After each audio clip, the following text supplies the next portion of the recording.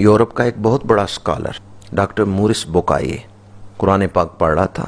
ایک آیت پڑھ کے مورس بوکائے پھڑک اٹھا. پھڑکنے کا مطلب جانتے ہیں؟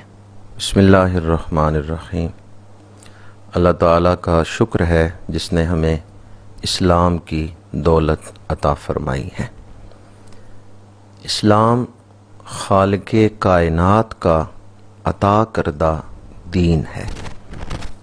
یہ کسی شاعر کا تخیل نہیں، یہ کسی فلسفی کے ذہن کی اختراع نہیں ہے، بلکہ یہ اللہ تعالیٰ کا عطا کیا ہوا دین ہے.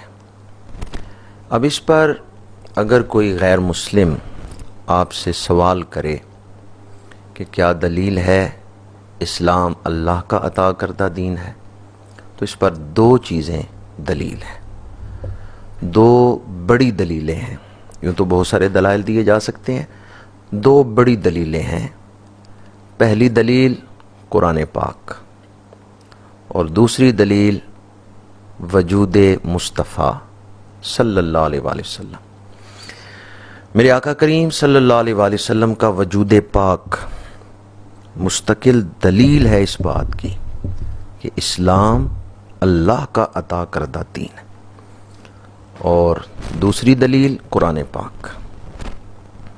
اگر کوئی غیر مسلم آپ سے پوچھے واٹ از قرآن، قرآن کیا ہے، تو کیا آپ اسے قرآن کا تعارف کروا سکتے ہیں کہ قرآن کی شان کیا ہے، قرآن کی عظمت کیا ہے؟ میں چند ایک پہلو آپ کے سامنے بیان کر رہا ہوں. اگر آپ انہیں دل میں جگہ دیں گے ایمان کو جھلا ملے گی، اور اگر کسی غیر مسلم تک یہ بات پہنچا دیں گے تو یہ اسلام کی تبلیغ و اشاعت کا ہی ذریعہ ہوگی.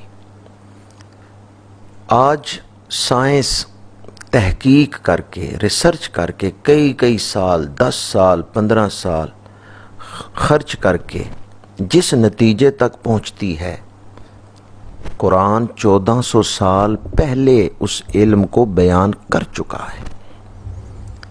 ہمارے ہاں اسکول و کالج میں سائنس میں یہ مضمون آج کل پڑھایا جاتا ہے کہ نباتات یہ جوڑے ہیں، یعنی جس طرح انسانوں میں میل فیمیل، مرد اور عورت، ان سے آگے افزائش نسل ہوتی ہے، تو اسی طرح نباتات میں، پودوں میں، درختوں میں بھی جوڑے ہیں.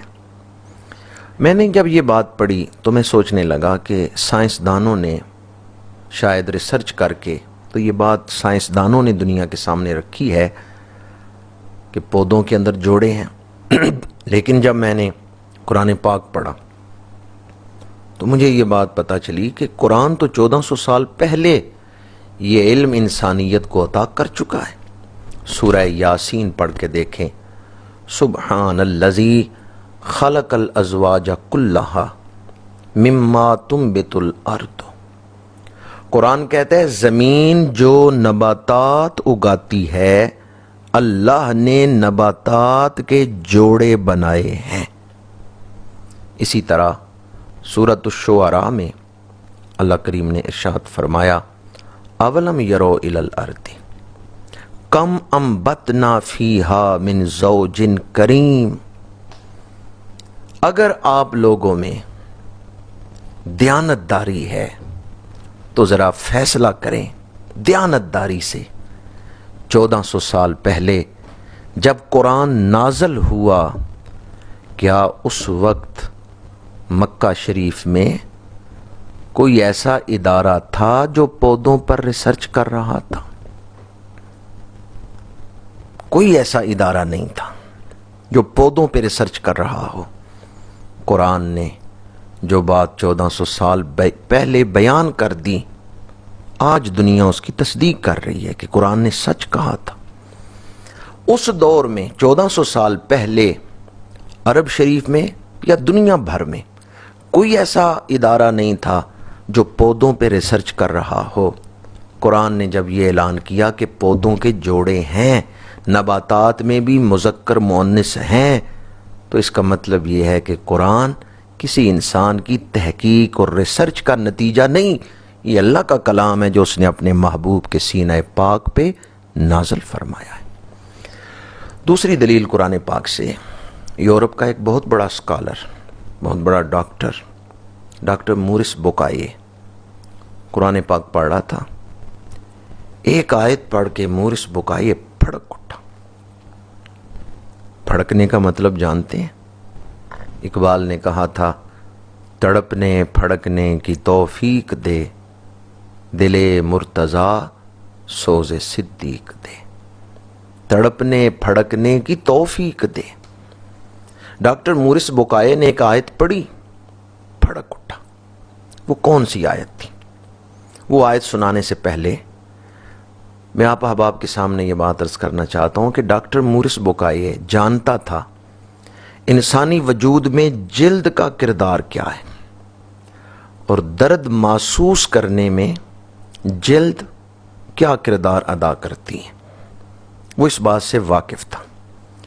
جب اس نے سورۃ النساء کی آیت مبارکہ پڑھی، کلما ناضجت جلودہم بدلناہم جلودا غیرہا لیذوقوا العذاب، دوزخ میں جب دوزخیوں کی جلد جل جائے گی ہم انہیں نئی جلد عطا کریں گے تاکہ وہ درد محسوس کریں۔